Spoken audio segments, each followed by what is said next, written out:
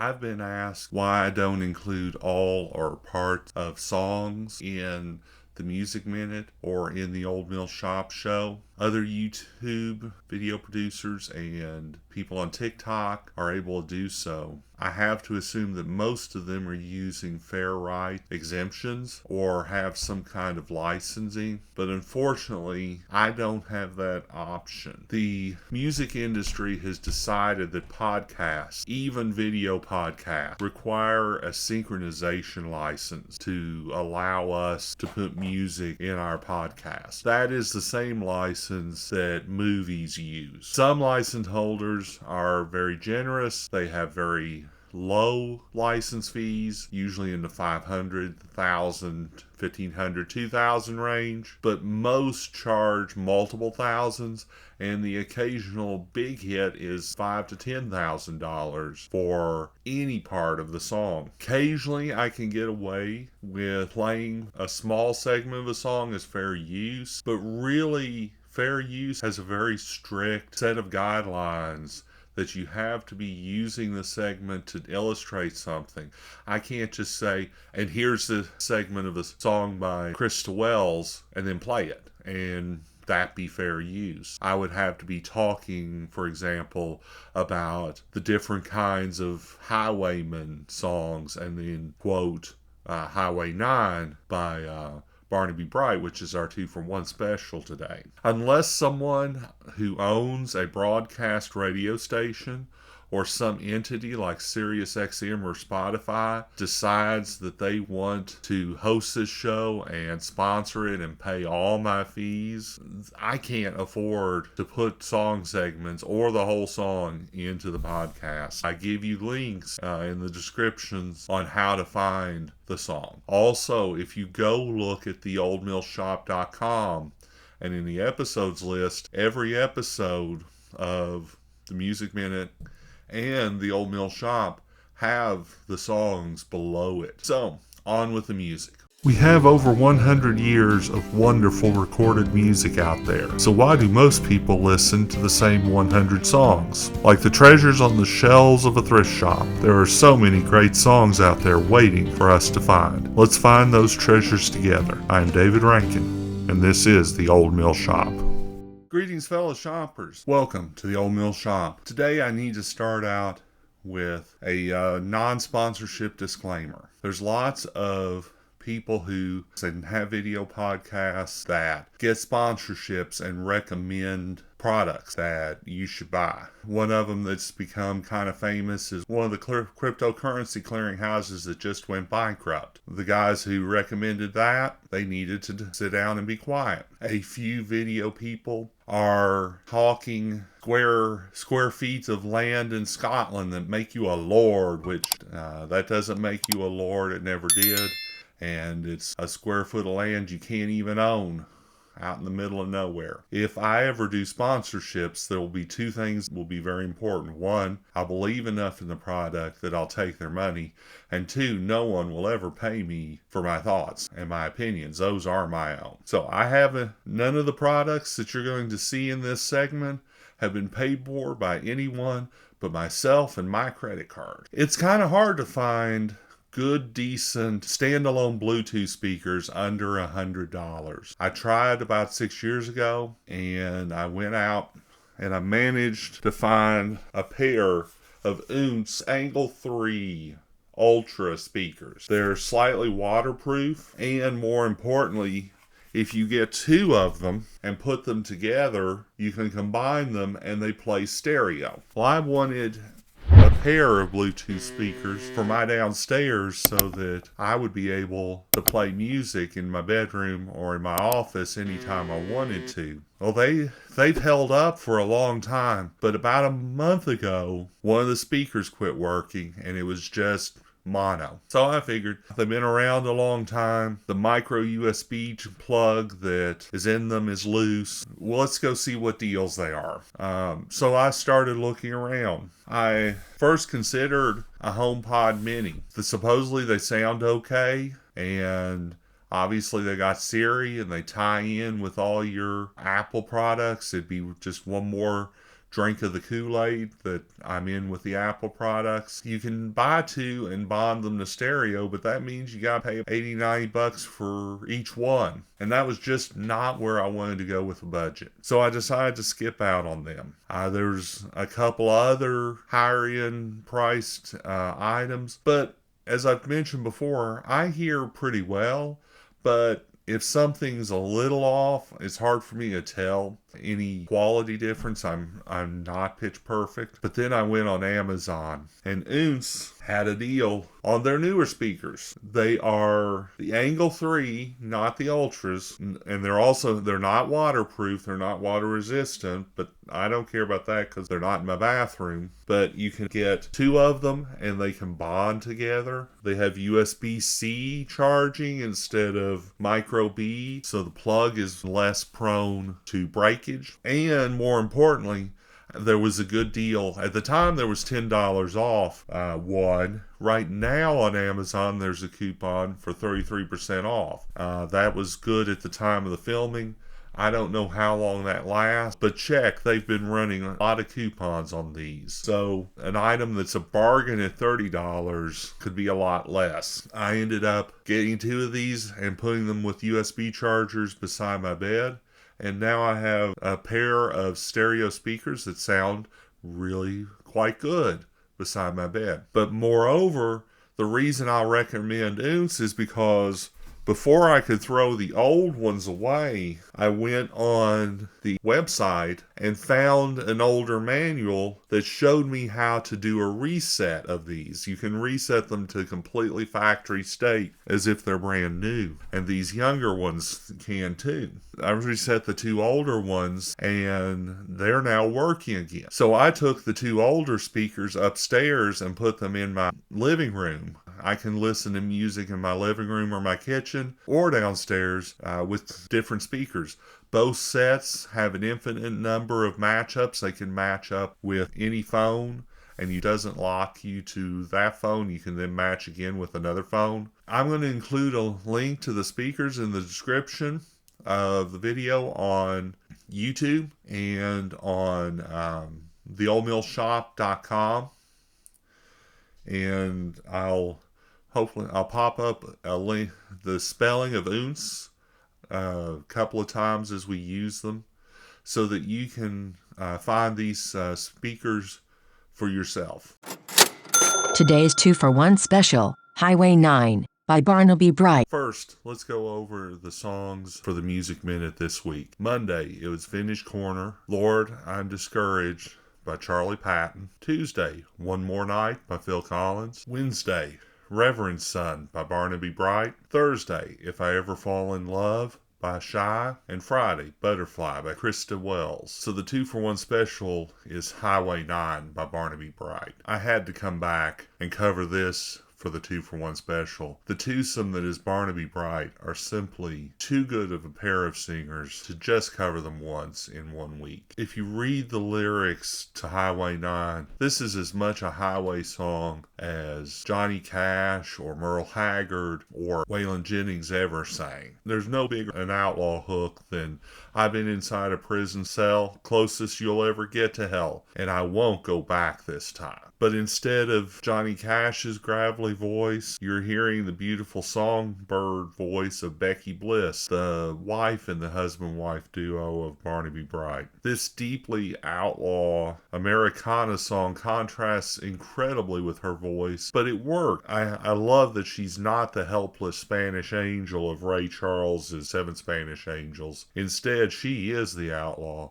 and she's the one that needs to think about redemption. Barnaby Bright have all kinds of albums. Hit them up on Apple Music. Go see what they're made of and listen to this one first off.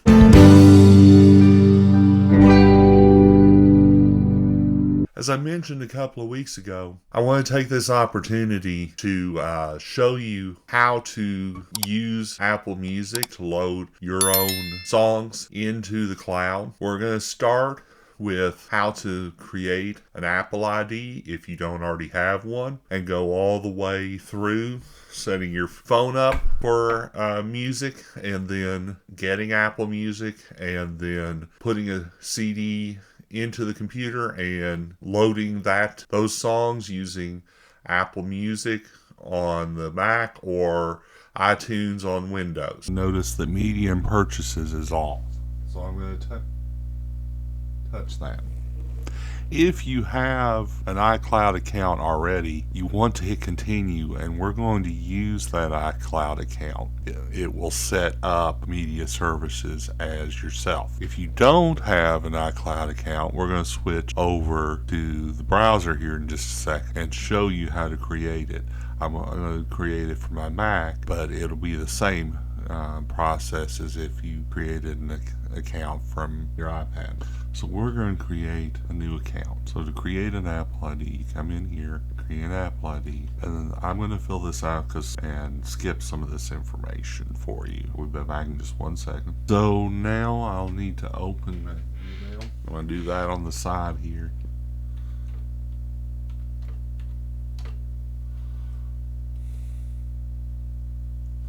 I'm going to get a text from my phone. It just so happens messages will pop up sometimes. Pop that and fulfill it. While you're here, you can set a credit card with your information or PayPal with your billing information. I'm going to go ahead and fill this out and skip this part of the video because this has information that could be used to steal my identity. So just know that this is how you can set up your address, and that way if you set up now, it won't pester you to set it up. So we're back on our iPad because we're going to show some music setup.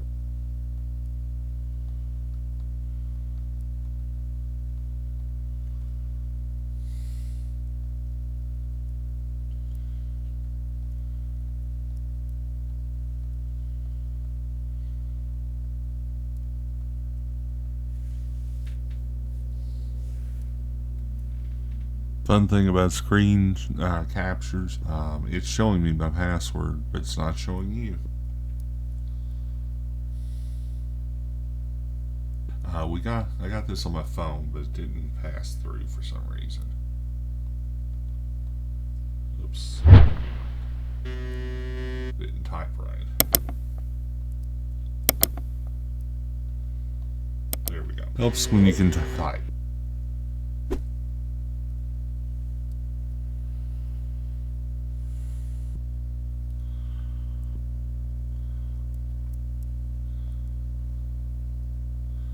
It's going to make us do the App Store stuff.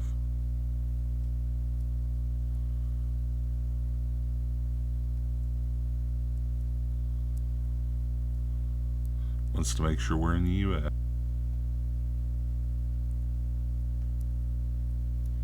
I had to click on PayPal, even though it's check marked. Now I can switch back to settings.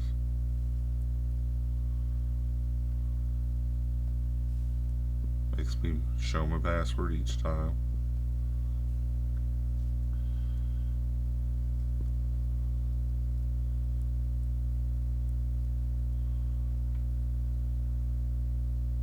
You can add Apple One here now, or you can go into Apple Music. I'm going to wait. The easiest thing to do, pick up here to go to the Apple Music to try it for free. I'm on trial starting today.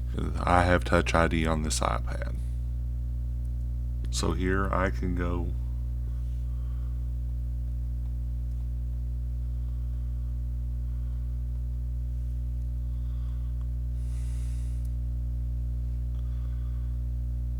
I want to see her albums.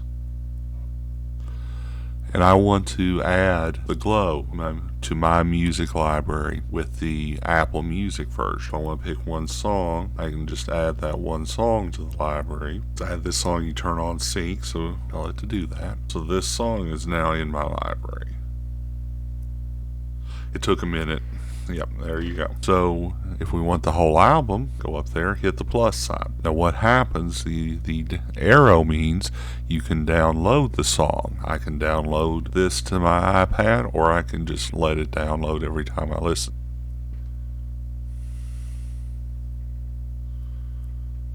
So So I happen to have a couple leftover songs that somehow got stuck on my iPad still. We're going to delete those. So I've got this one album. Now we're going to come back over to the computer, look at the same library shared, and we're going to add songs from a CD next. I am going to have to apologize. I had this video recorded and it was corrupted, and unfortunately I have also messed up to where the test account I had can't log in Apple Music anymore. So we're going to have to do this example and the next example with my user ID rather than the plain and simple. The only difference with it is I have many more albums than the one Bonnie Raitt one that was in there. But nonetheless, I can show you the newest ones. So you can see here that the last songs that I've added was Mavis Staples and Leon Helm, Carry Me Home. I'm going to add in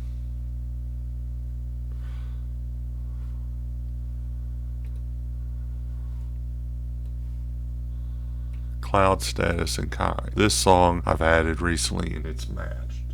So we're going to add another album. So I am opening the drawer and placing the CD for Bonnie Raitt's newest album into the CD player. It takes a minute because it goes out to the internet and asks a database called GraceNote, hey, what CD is it I have? So the first thing you're going to do, you aren't going to want to import ever directly in. The first thing you're going to want to do is make sure these are actually the right songs, because every once in a while someone intentionally puts in the wrong songs or they just get it wrong. You're also going to want to check, edit multiple items and check and make sure that compilation is not set unless it happens to be a compilation album in the first place. So this one's not, so it's just fine. So we can import. We'll import the CD, import using the AAC encoder.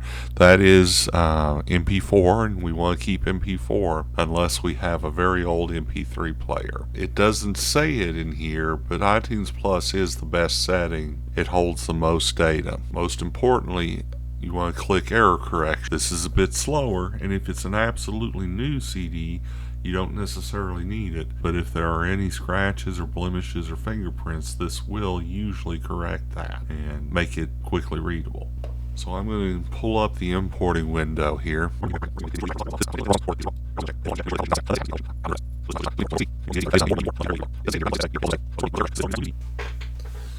Alrighty, so we can go over here and you can see that that was recently added. We go into the songs and they are here. Cloud Status is waiting. We want to fix that by adding it to our library. You'll have a pop-up.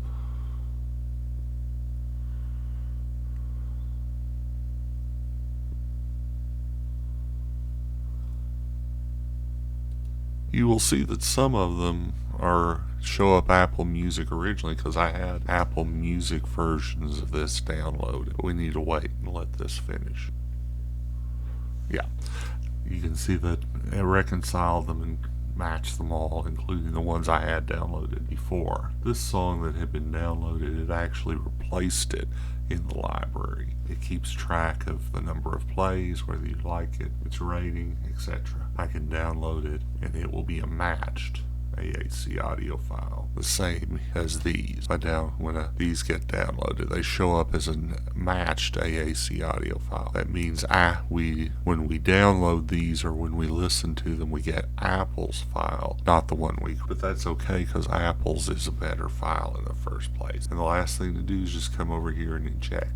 And on the iPad here, we can look and see, we can find Bonnie Raitt and see that the album Just Like That is here, and because you see the arrow, each and every song is in the library and it's ready for us. We can download it and listen to it on our iPad. Unfortunately, I was wrong about Spotify. You cannot add your own songs to Spotify. Therefore, right now, Apple Music is my number one recommendation on how to have both streaming music and your own songs that you have bought digitally or on CD and have them in the cloud. There are a few competitors. Amazon Music is a good source for buying songs, and you can stream with them, but they've cut out allowing you to upload songs, so I consider them a distant third behind Spotify and Apple Music. They'll be useful if you already have a